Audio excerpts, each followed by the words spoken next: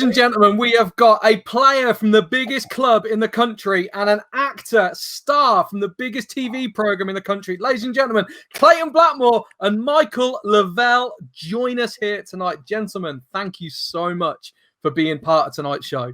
Good evening. Yeah. Shame you spelled my name wrong. Did I? It's E-V-E-L-L, not L-A. Do you know what? I knew I would. You know what? I nearly hung up straight away when I saw that. Well, I do apologise profusely, Mike. All those clips, not one you look at the credit. Oh, man. Well, I hang my head in shame already. So we're off to fill him in. We're off to fill him in. Some of them punches there.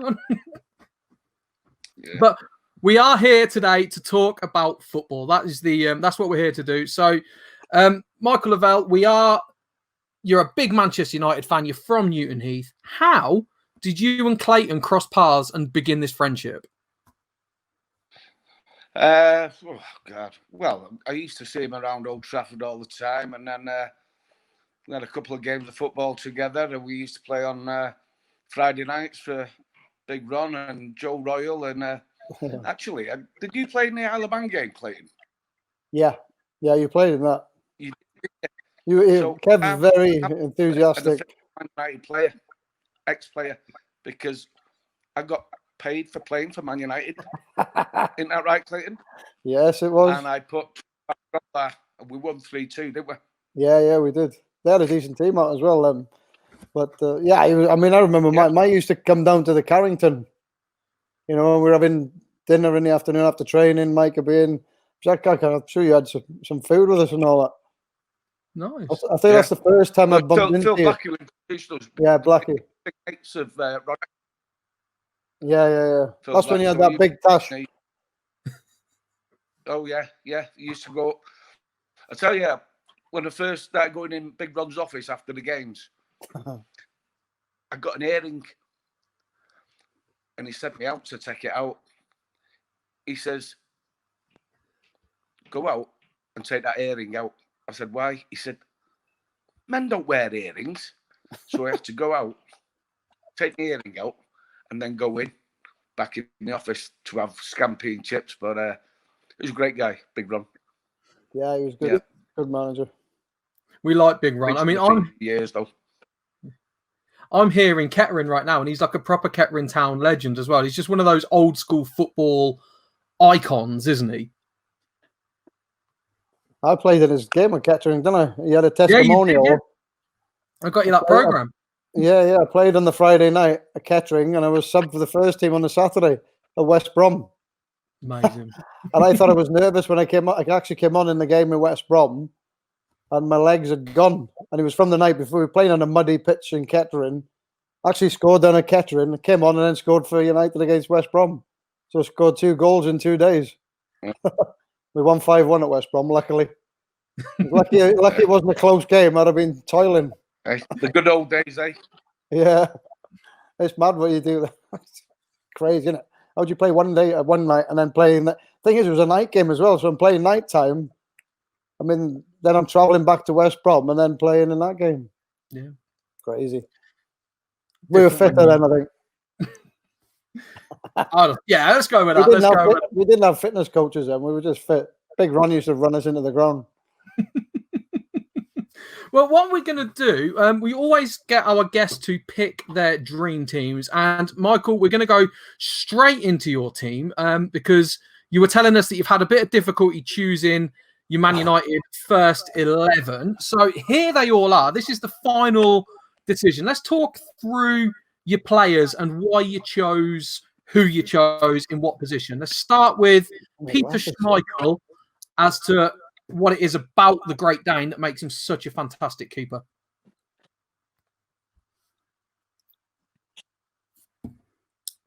Hey there, man. What was that? We're going to go through. This is Michael's team. We're going to go through. Schmeichel. Yeah. God, it was. To be honest with you, it was a. There we are. Hang on. We just lost you for a second. That's all right. Because I remember when you did this, Clayton, when you did yours, you picked De Gea, didn't you, Clayton? Yeah, I did. I just think he doesn't make as many mistakes. Big Pete was scary, he's a big guy and he covers all the ground because he's so big. But Yeah. I mean, David's he's light-footed. I think he's more mobile than Pete. I mean, I wouldn't like to see him in a race because I know Big Pete could run. He was a good runner on long distance, but the sharpness and agility, I think David there's not much between them. I'd take No. it all. Not at all. We seem to have lost Michael just for the time being. Curry. Yeah, it wouldn't surprise you. We'll drop his team. We'll let him discuss that while he's out and running. So, how long ago have you and him been pals then, Clayton? Like I said, it's probably about 35 years now. He just rocked up at the training ground. We've finished training. We're having something to eat, and then in pops Mike. And we were like, oh, I used to watch him on the telly. I didn't realize he was that aggressive.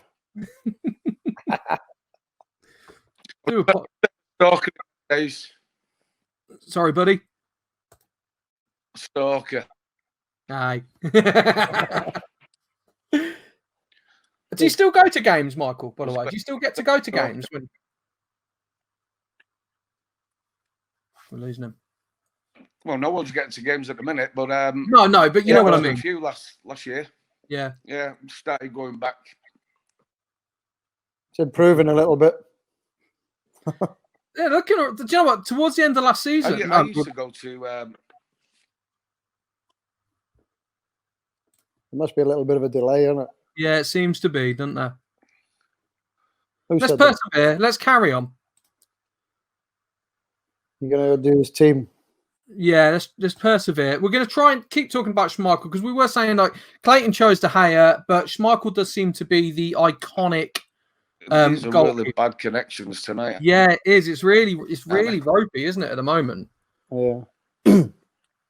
What I'm going to do, Clayton, I'm just going to take you off the stream to see if that helps things up, and me and Michael will discuss his team. That may just make a difference. How's that, Michael? Is that any better? Doesn't seem to be, does it? Been having nothing but problems with this thing recently. And we've lost him again? Nah. Seem to be. Let's drop the screen share for a little bit. Tell you what we'll do. So bad. It is. It's not working, is it, at all, my friend? I'm going to I'm going to get rid of that. Right. There we go. Now let's try that. That should be the bare minimum of what we can get away with. We can sit and discuss the dream team. Is everybody with us? Clayton, I'm in. That's good. Michael seems to have frozen again. Oh, do you know what? The last couple of shows we had the same problem with Russell Beardsmore the other day. We couldn't get him on for love nor money. I think it's about time we got back to live events, Clayton, don't you think? Yeah. Yeah, do you know? Not off.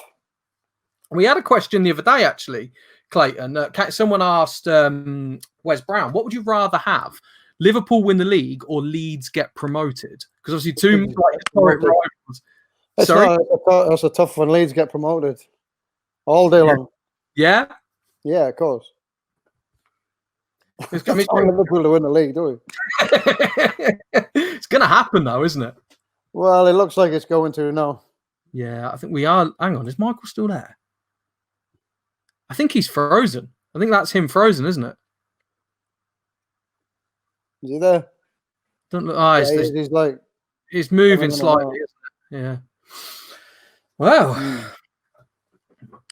there we go. Clayton, you like this though, Clayton? A nice message coming from James. So Clayton hasn't aged, which is always quite. What, since last week? I know, right? It's just like me, you, and Ben Thornley most of the time, isn't it? Yeah. Oh, I can't. Okay. Yeah, this ain't working, is it? This is not going to happen. I was quite excited about this as well. I was really looking forward. I spent the last couple of hours just preparing for Michael LeVell. I'm really interested to see his thoughts on Manchester United because obviously we talked to a lot of the ex-players, but from an actor's point of view, and I'm going to say a fan's point of view, plus I didn't realise he was so linked to the club. Yeah, well, it's who you know, isn't it? With most things in life, and obviously he had the connection with Phil Black, who did the suits for the cup finals, and he was big mates with Big Ron then. Yeah, we all used to shop at Blackie's, and so there was a big connection there. And obviously, he used to come down to the training ground, watch us train, and then have some lunch with us. And then you see him at the Grames. Any of the Corrie boys come down and do it? Or was it just because I would imagine there's quite a lot of local talent, a lot of local actors up there? Yeah, there's quite a few there now. They're all there's quite a few Curly's in there. Yeah, yeah, he's back. Let's try this one more. Mr. LeVell, are you with us, sir? It's not happening, is it? No. Nah. I'm gonna. Is it the phone? Maybe the phone thing. Could be. We've had that a few times, haven't we? Yeah. That's definitely not happening, is it? I mean, there's a slight. I've got a great Wi-Fi signal. I don't know why it's not working. It's just we've had this a few times, to be honest with you. This platform we're using is called StreamYard, and it's been a little bit into for the first few times, Clayton. It was fine, weren't it? Yeah. But the last couple of times, you've had a few real problems with it. I don't know if it's just there's a lot of people using the platform at the moment, and it wasn't prepared for the amount of people I don't know. We've lost him. There we go. Well, very, very briefly, we had Michael LeVell with us. Yeah. If he doesn't rock up in the next 10 minutes, I think we'll call this a day, Clayton, to be honest with you, because with the greatest respect in the world, we've well, me and you will talk Man United all day long. We've done the I could talk about his team if you want. Yeah, let's do that. Come on, you can discuss it. And if he comes back on, we'll just get his opinions on it as well. So we've kind of spoke Schmeichel. Let's go down the defence and do Irwin, Stam, Paul McGrath, and Gary Neville. I think that wasn't that my back four nearly. I think it. I had Dennis, I had Yap, and I had Big Paul. Yeah. So that's to say, with a similar age. I mean, McGrath was a scary player. People don't realise how good he was. And I can't remember who I had right back. Who did I have right back? I'm sure There's so many. I mean, everybody's going to pick Dennis Irwin because he's just like class. Paul McGrath's the one. Like, I don't know why we've never took him to Dublin with us, Clayton. You know, when we go to all these different, when we go over to Dublin and we do all I don't know why we don't bring Paul McGrath with us. Like, I've got a pal from Cork. The big man does it. Sorry? The big man does them. Yeah, I'm sure he would. Like, I've got a pal from Cork, and he said, like, when he used to go to work, there's a big mural of Paul McGrath. Like, I'm like, really? No, honestly, he was a player, Paul. Yeah. There was nobody. We knew nobody was getting past him. So that's what I mean. You look at them two there, and there's your defence. Forget Dennis and Gaz; they can play forward. Absolutely. And both of them have got a goal in them as well, haven't they? Like, them two can really get down the pitch. Well, I mean, Dennis is one of the best free kickers around. Yeah. So I'm not sure about Gaz. He's not. He might have one goal in him. He's due another goal now. Yeah, he never really had the. He never needed to, though, with the class of '92 and everything. He never really needed to go for it, did he? Because he had like your Beckhams, your Scholes, Giggs in front of him, and so he didn't need that to. Much quality, like you said, that much quality in front. He's just got to deliver the ball to him, and he was a great crosser of the ball, and he set up a lot of goals. Yeah, I was watching him in Euro '96 because they've been replaying that. Yeah, and you forget how young he was as well, playing for the England national team. Yeah, was that for Teddy? I can't remember. Teddy scored, or was it Shearer scored a header? Shearer header. Shearer got bullet header. Right, we're gonna try this one more time. Michael LeVell. Third time's the charm, my friend. That looks promising. No, keep giving it a go, don't we? Have you ordered that curry yet? Fortune favours the bold. Oh, he's talking. Here we go. You're talking about. I heard you talking a little bit.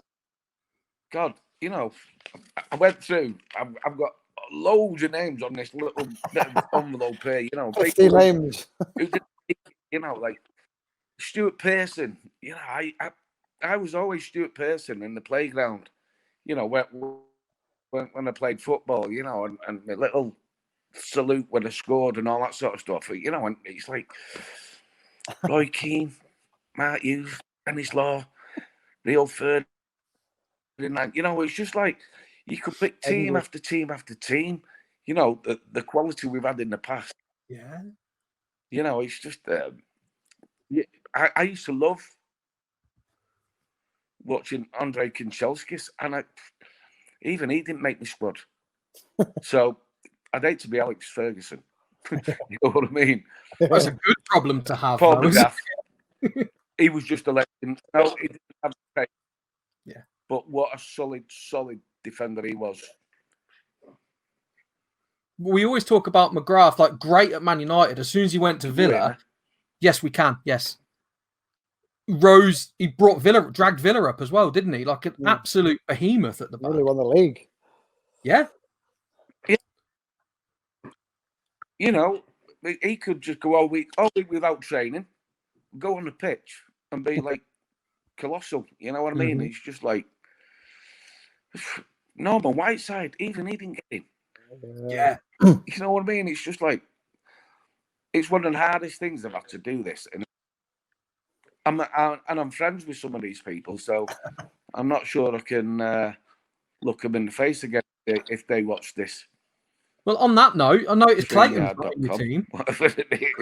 What's not working properly, but yeah, I look Wayne Rooney, Van Nistelrooy, Martin Buchan. Martin Buchan was one of the first legends I started playing football with. Yeah. Ron. He gets mentioned a few times, actually, Martin Buchan, as like an all-time great. I always. We lost him again. No. Let's keep going, Clayton. Let's keep going. He might just drop back in. All right. Let's go to the midfield. That is a solid midfield with Giggs, Scholes, Ronaldo, and Beckham. Like, is there anything we can add? Like, there's some goals in that, isn't there? Well, I mean, I was down that same road. Do I play Ryan Giggs at left back and bring other players in? It's a big Martin Buchan. Here he is. What a nice guy. He was in a privileged position at football with. Yeah. Oh man, this is connections. He's in and out. Yeah, he's in and out, and he bless him. Thing is, I'm really interested into what he's got to say about his decision process, because obviously, for being a lifelong fan, like it's always it's a good pub debate, isn't it? And I wanted to talk to him about Paul Pogba and the England situation and all these different things, but for whatever reason, it's just not happening there. I'll tell you what, I've actually forgot about Pogba myself. You know, when you pick on the team, exactly. I forgot about him. I don't think he'll be there much longer, to be honest with you, mate. I think like come the end of the season, done. I don't know. I think he could be still around. I hope so, because he's world class. I just don't see it. Do you know what I mean? Like, yeah, but the thing is, there's a lot of talk, and it's usually coming from the press, and they don't want him there because he's that good. Yeah, they'd rather him be gone. Yeah, you know, him and Fernandes are the big. You know, there's two very, very good midfielders there. So you know, it'd be nice to see them playing together. You know, if you can get 10 games together, them two, I think they'll cause chaos. And our front guys will be getting too much ball. Yeah, absolutely. And I really want to see some, because obviously like Rashford, I really wanted to get his scoring boots just ahead of the Euros. I really want to see Lingard pick up. I really want to see like these boys just get ready for when England hit the Euros, because it's only going to benefit everyone, isn't it? Yeah, I mean it's probably a good break, I think, for people like Jesse, because Jesse was going through a bit of a sticky patch. And now it's a fresh start again for all of them. They've all got it's like he's starting to play football again. Yeah, absolutely. And everyone's like starting from scratch again. Everyone's starting from point one, where they're all like the positions in the team are up for grabs again, aren't they? Everyone can just really come back strong. Yeah, except I mean, because everybody's fit, the positions are probably not up. You know, there's a lot of people who've been playing who, you know, they'll be thinking, "Oh, I'm not playing." Because everybody's fit, you know, the top players are fit, and they usually pick themselves. There is that actually. There is that. Let's talk about Michael's team a little bit more. George Best and Bobby Charlton, because me and you have never spoken about George Best, have we, Clayton? And I'd be very interested to see, like, did your paths ever cross with him? Like, what your I played with George a couple of games. Yeah. When he was, I think he was about 42, around that age, and it was a testimonial.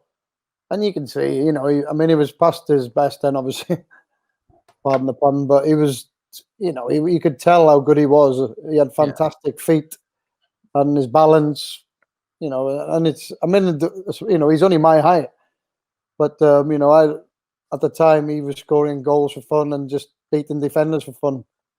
And, for me, they're the special players. Yeah. He's a special player because he can beat people. And looking at his midfield there, you've got Giggs and Ronaldo. For me, probably the best around, the two best. I'd have them two in my team always. Yeah, I think Ronaldo is possibly if not one of the greatest players has ever put on the Man United. He's definitely one of the best. Yeah. No, for me, he's the best. I think he's the best. Those seasons, you can only pick him on, the seasons they were playing. Of course. He's done fantastic since he left, but when he was playing for us, he was playing right wing, and he was unbelievable to watch. He's on the edge of our box when we've got a corner against, winning the ball. I mean, he's even in the box heading the ball away because he's very good in the air. And then he's sprinting up the field. We're seeing a completely different player. Now, in the last 7 or 8 years since he's left, he's a centre forward. He's a goal poacher. And I mean, you've got one of the most explosive goal poachers in the world. Well, he is, for me, the most explosive. I don't think there's ever been one as good as him. Like, you can never bet against him not taking his opportunity, can you? If his opportunity comes his way, every chance he's putting in the back of the net. Well, I think the way the game is as well now, obviously, people defend, and they defend harder. And for me, I think it's harder to score goals. The goalkeepers, I think, are a lot better now than they were 40 years ago. They're much more agile. They go through so much when they're growing up, and how to, how to be a goalkeeper. And I think their agility is so much. But you see shots now from 30, 40 yards in the top corner, and the goalkeepers are tipping them over. Yeah, well, we had Mark Crossley on earlier this week, and he was saying when he was playing, which is not that long ago, he didn't even have a goalkeeping coach. It was just a case of get out there and do it. I mean, I know that was under Brian Clough, so it's a different thing. But you'd have thought the advances in goalkeeping are massive in the Premier League era, yet alone 30, 40 years total. Yeah, I mean, obviously I think when we played, we had coaches there. I remember Big Pete, funnily enough. Pete would have a goalkeeping coach come in on a Monday, and he'd have a bad back. He wouldn't be fit. All right. And then on Tuesday, he was joining in with us. It was weird. It was loads of times he didn't come in training on the Monday, or he had a bad back and he didn't train on the Monday with the coach. Obviously, he didn't want to be coach. He thinks of course. He was one of the best in the world, so he's not much to coach him, really. That's the other thing. It's all right turning a coach down when you're delivering, isn't it? Like, he was, as you said, certainly, and in his peak, in his time, he was the best in the world at that time, for sure. Yeah, definitely. At the time, it was nobody better. He could, the shots, he was so strong. His arms, he's the strongest person I've come across in football. So, and any shots, his arm, you see people leave him go, they'll get a hand to it, but it'll still go in. They very rarely did with him. No, absolutely. And his son as well. Like, every time we mention Peter Schmeichel, you have to mention Kasper Schmeichel as well. Like, has turned into a very, very strong keeper. Yeah, well, he's done fantastic. Again, he's playing for his country. He's emulated his dad. He's gone in his footsteps and he's followed him all the way. Maybe he should have stayed at United. I'd be great if he went to Man United. Like, I think it'd be a wonderful thing. Yeah, well, you bring all up the memories then from Big Pete. Yeah, absolutely. Peter. I never understood what a word he was saying, like. No, I don't think you needed to. And he spoke English as well. He probably said the same about you. So. Yeah, probably. Let's talk about Sir Bobby Charlton then, Clayton. Obviously, a massive presence at Manchester United. What can you tell us about Sir Bobby? Well, Bobby's always been around. It's like, when you're a kid, you're growing up. Samat's the big one. I was there 13, 14, and you're getting the info on Samat, and then obviously there's Bobby's the captain, and he's one of the best players in the world at the time. Bobby, again, midfielder, scoring ridiculous goals. He'd beat 2 or 3 players, and I don't think I've not seen enough footage of Bobby. I've seen it some footage where I think, wow, you see him running past 2 or 3 players and then shooting in the top corner. And most of all, usually you just see him shooting and it's going in the top corner. But it's hard when you play in midfield like either. If you're defending like any middle midfielder, it's so much hard work. People don't realize how much running you've got to do to play in that middle midfield. Yeah, absolutely. And it's not even just the running as well, is it? It's the concentrating and the trying to see what's going on in the game and forward thinking as well. It must be exhausting. Yeah, and again, when they were playing, the pitches were a lot worse. Yeah. They're a lot heavier, so your legs got tired quicker. You probably didn't run as fast, but I think if you'd have offered them the pitches they're playing on now, they'd definitely take them. Absolutely, and the balls as well. The balls would have been heavier as well, not just a heavier. By far, the balls would have been heavier. Yeah, I mean the old leather balls were heavy, and now they're a lot easier to strike. You'd have probably scored a lot more goals, especially if we play them up front. Absolutely. Oh yeah. Well, I wasn't quite sure because I just got the list from Michael of what form. So I had a guess at the formation, and that seemed the most. There would have been when I looked at the formation, I thought Bobby was in the middle and Ronaldo was up front. Possibly. I did have to take a stab at it because, to be honest with you, you could put any of those, middle 4 and the 2. You could put them anywhere in there, couldn't you? Really? I'd say Dave and Ryan played in the middle midfield for United. Yeah. And Scholes, you can play anywhere. He's that good a player. You can play him wherever. We was again, we had this conversation with Wes Brown. Like, is Paul Scholes just naturally good at everything? Like, is he one of these people? Like, is he amazing at golf? Is he amazing at darts? Like, is he just one of them naturally talented people? Well, he actually plays golf a bit like me. He's got the same baseball grip. He's a ball player. I mean, he strikes a ball fantastic. I would probably think he is good at every game. But he actually excelled. Usually there's a thing, Mark used to say that to me. Mark, you're, what is it? What's it called now? Master of none. Oh, jack of all trades, master of none. Trades, master of none. And that's my job role at Superstar Speakers. Scholes, he was probably the best midfielder in the world. So he was a master of being a striker and striking the ball more than anything for me. To score over 90 goals from outside the box, that's pretty spectacular. Yeah, and it was, with the greatest respect in the world, he wasn't like the star name in that team in the way like Matt Le Tissier was at Southampton. He had people scoring around him as well. It wasn't all about him, which makes it even more impressive to me. Yeah, and again, he's actually building and starting the playoff.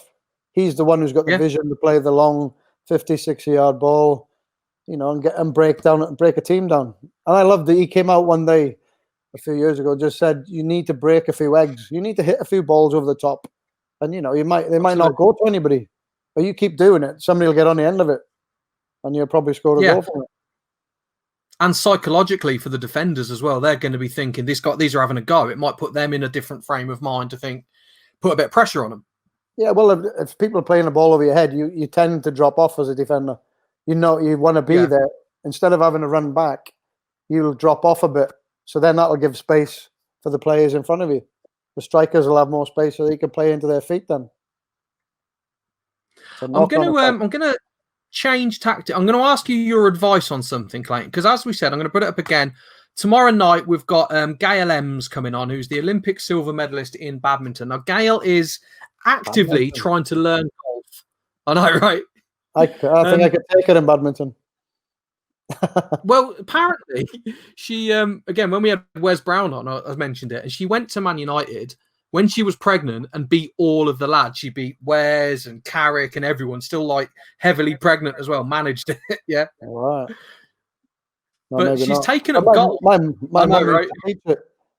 mum used to teach badminton, and I wasn't bad myself at it.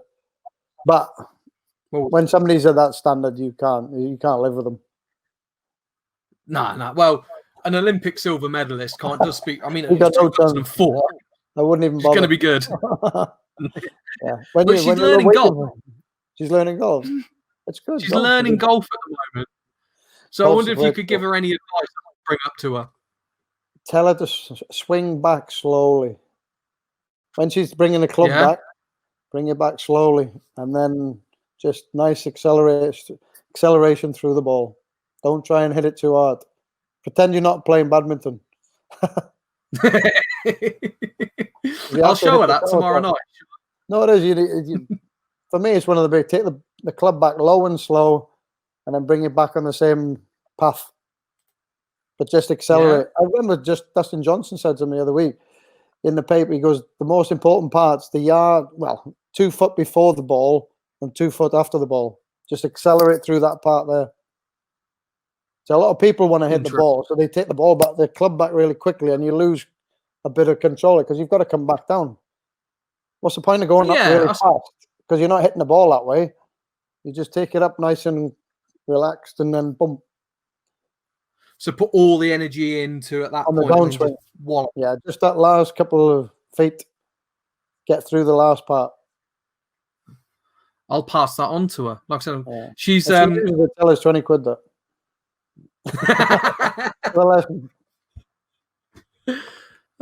Right. So let's we've done the team. We've spoke about GLMs. Let's talk about the internationals and the Euros. I think we touched on it last time we had you, Clayton. But what do you think to England and Wales' chances in the Euros this time?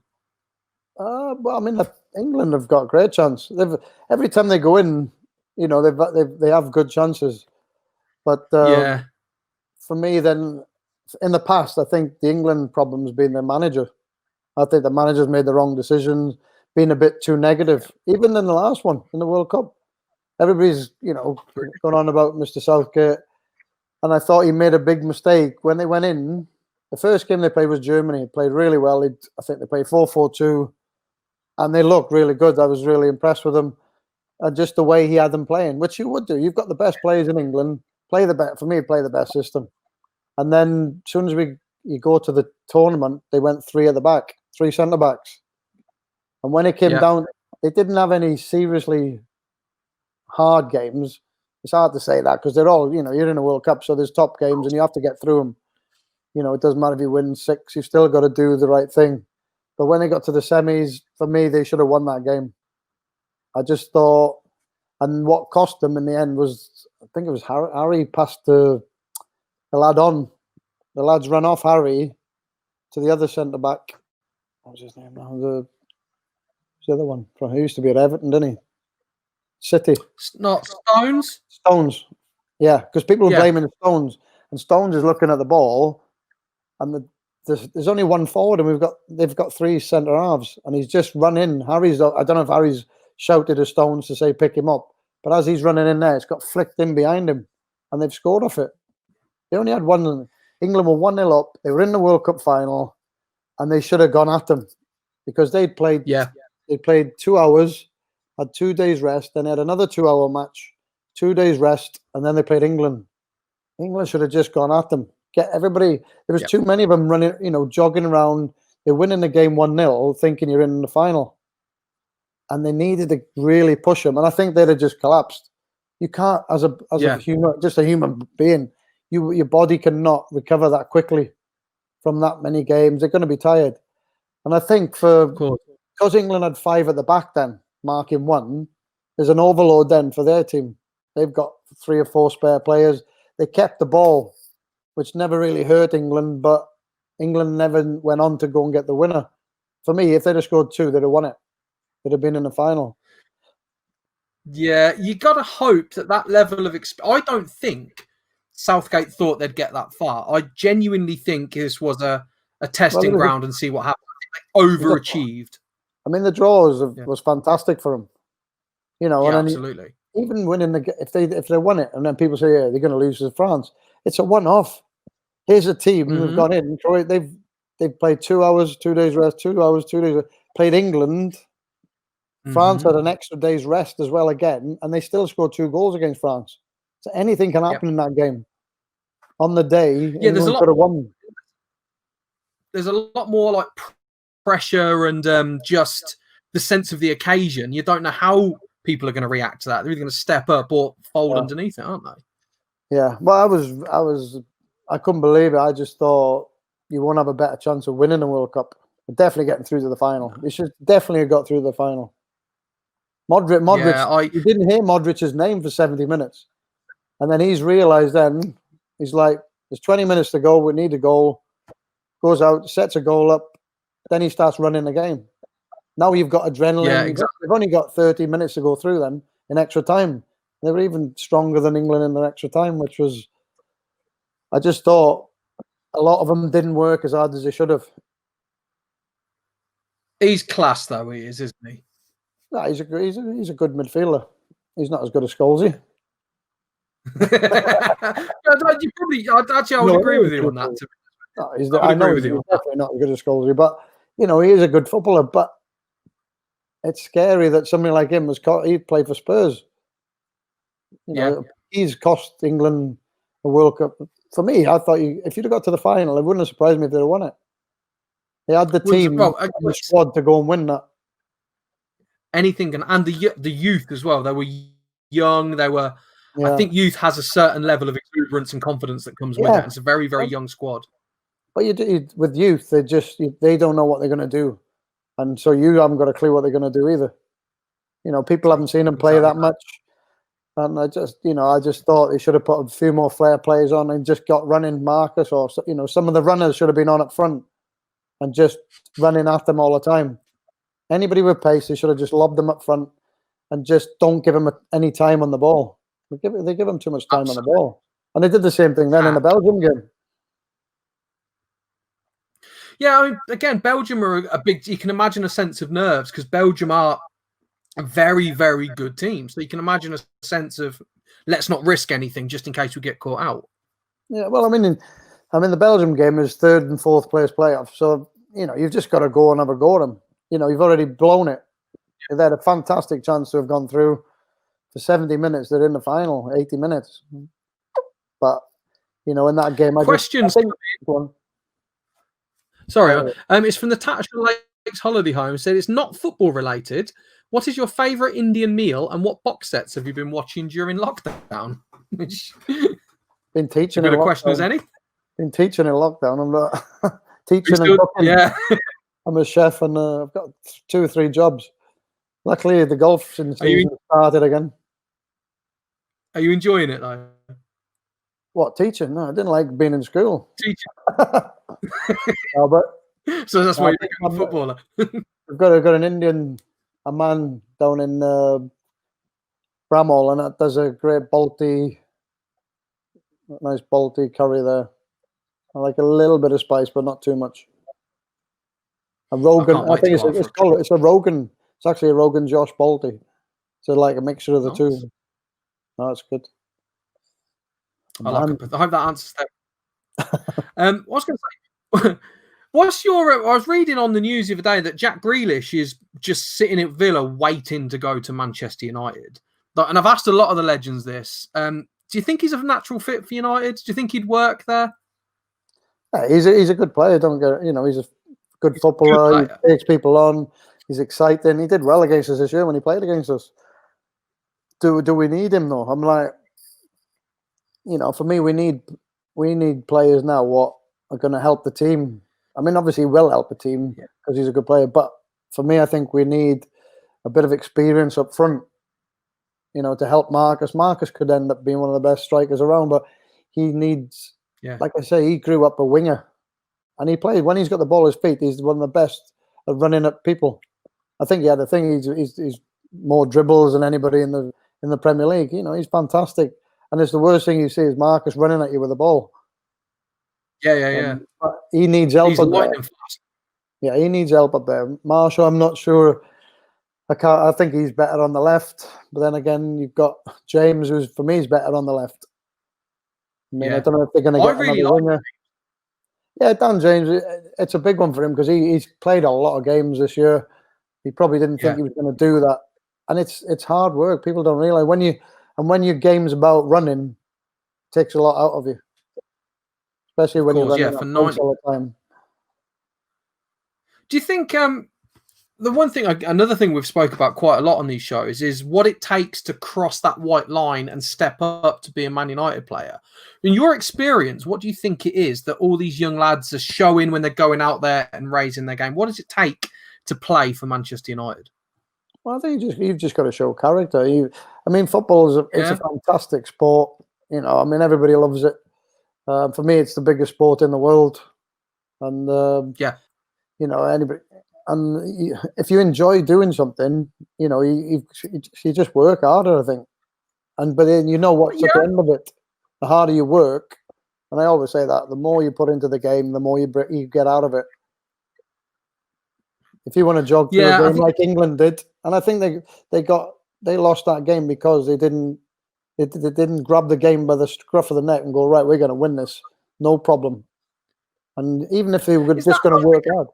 Go on, sorry. Is that not the captain's job to do that, though? Is that not what the captain's there to say, come on, lads? It's hard for the captain. Yeah, he could be doing it, but the players should have been thinking that way.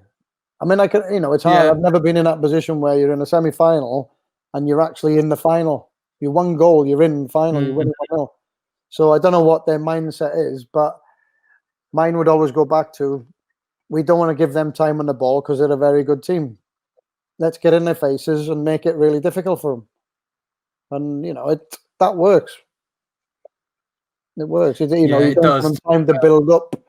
They just don't get time on the ball. We did the same to Barcelona in '91. You know, they're a fantastic team, but if you watch the game, they didn't get many shots a goal, if any. Mm-hmm. What I was talking about this the Barcelona game the other day with Russell Beardsmore. Briefly. I'm gonna lose you as well, Clayton. I thought I'd lost you there as well. I know it's disappeared. Man, when we get back to live events, there'll be none of this. Right, so I'll tell you what we'll talk about. The Leagues 2 and Leagues 1 finishing, relegation sorted, the playoffs are happening, teams have been promoted. What do you think to that? Because Coventry have gone up now. Excuse me? Sorry? I didn't know that. Yeah, hello. When did they bring that up? This was this week. So have they mathematically won and all that, have they? There's a process that goes with it. I don't know the ins and outs of it, but Coventry have won the league. I think it was Wickham have been relegated. The playoffs have been decided. And it's all, yesterday. A message has just come in. It happened yesterday. So yeah, the Leagues 2 and Leagues 1 are ended, relegation sorted, and so were they promotion is sorted down though? The teams who went down, were they mathematically down? I don't think so. No, I think they've got a formula that works out. Yeah, there's a lot of people at the start of the season about that one.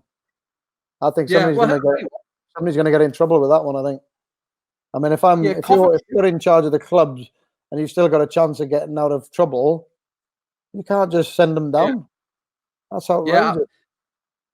Benji Smith said they've worked it out on points per game. Don't know how it works exactly. What are you going to do? Yeah, you work it out points on games. You don't know what's going to happen in the next games. The other team you're playing against could have injuries. You might have injuries. Anything can happen. You can't. There's no way you can do that. That's terrible. Oh. Yeah. So Tranmere, Southend, and Bolton have been relegated, and Stevenage have been relegated as well. They want to throw a few more things at Bolton.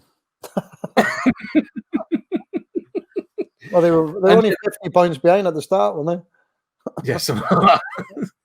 But yeah, we've got Cheltenham versus Northampton, Exeter versus Colchester in the playoffs. Then we've got Wickham v Fleetwood and Portsmouth v Oxford, and they are the official playoffs that are going to be happening. Wow. So Sunderland have missed out on playoffs, and which was quite fun. Yeah, I know, because I managed to have a dig at Wes Brown about that because he was absolutely ripping me the other day. So like, I just stick the knife. I don't know how they can come out and do that.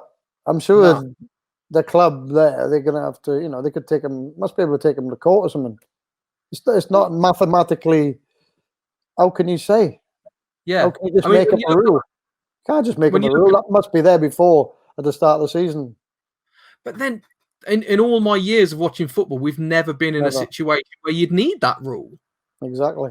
But they that rule needed to be there for me.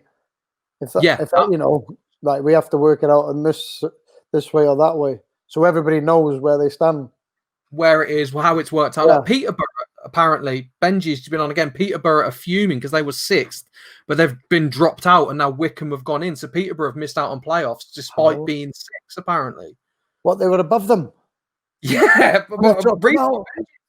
I know. No. So whatever No, that's formula they've terrible. got, I know. I mean, Well, it I know depends. Hang on a minute. Who are the ones who are doing the formula? Who do they support? that's the They other all thing, isn't it? support football teams. Everyone One supports of the them team. supports Vic Wickham. Oh no, that's terrible. I mean, I know the It's taking Northampton. it fast now for me. Yeah, it's a difficult one, isn't it? Like when the Premier League's starting up as well. There's no Yeah, but reason. why don't they just start up and play again? Exactly. Do it on the I mean, same day. Liverpool, you know, no, but I don't want Liverpool to win the league, but you know, It's if the gonna league starts up, it'll happen unless something crazy happens. Because anything could happen in football, but you couldn't really see them losing nearly all their games. But you can't. I've But, only got to you know, win two, and they've got to win like two yeah, out you of need that. to win two. Yeah. 2 out of 8 or something, isn't it? But Mhm. you know, City, there's a lot of games. Palace, there's a lot of tricky games in there. And when you've been off for 2 months, you just never know. No, All of a sudden, you cool. lose 3 or 4 games. If you get injuries to key players as well, and all of a sudden, it doesn't happen. But Or even like a you can confidence. see it not happening. But you know, I just don't get that part with the Northampton and all them. I bet they're. Oh, that's Well, the scary. Northampton fans are quite happy because Northampton getting in the playoffs and Peterborough not is always quite good in this neck of the woods. Do you know what I mean? But All right. it's yeah, No, I don't know the ins and outs of the process that they've done, but the two leagues have ended now, and that's it. Coventry are up, and Coventry and Rotherham are up, and Swindon, Crewe, Alexandra, and Plymouth have gone up as well. oh, it's starting to sound like the Welsh League, man. You do what you want. Make up the rules as you go along. It's a strange. Definitely look into it, though. Definitely look into it. Oh, well, I mean, like I say, I would have thought somebody's going to try and sue somebody for, you know, you can't. You're just making up a rule. Yeah, The season's and there's not down to that. there's a lot of money in getting promoted, isn't there? There's a Exactly. lot. Well, the club could go into receipt. You know, they can go down the pan now. You just Yeah. don't know. Well, Just let's because look at somebody's Leeds. come up with a good idea. Not. Wow. Yeah, absolutely. Like, look at Leeds. Look how long you can stay. There's no guarantee of getting in the playoffs again next year. Say Peterborough, there's no guarantee they're going to be in that position next year, is there? No. They're tight leagues down there. Yeah. I don't know. It just doesn't sound right to me. Why haven't they done the Premier League the same? That's the thing, isn't it? I'll tell you what. We all know why, because of the money. There's money in the Premier League, and there's money in people watching it. Yeah. No, I can't. That's terrible. It's a strange one. Right, Clayton, we've got about a couple of minutes left. I'm going to ask you my question. I ask everybody: the Newcastle takeover. What do you think? Because this is, for me, it's not happening anymore. For me, it's been dragging on, and I don't think it's happening. Nobody cares about Newcastle. Yeah, they do. They do. I'm only kidding. It's Bruce. What are they doing? Are they giving Brucey a chance or what?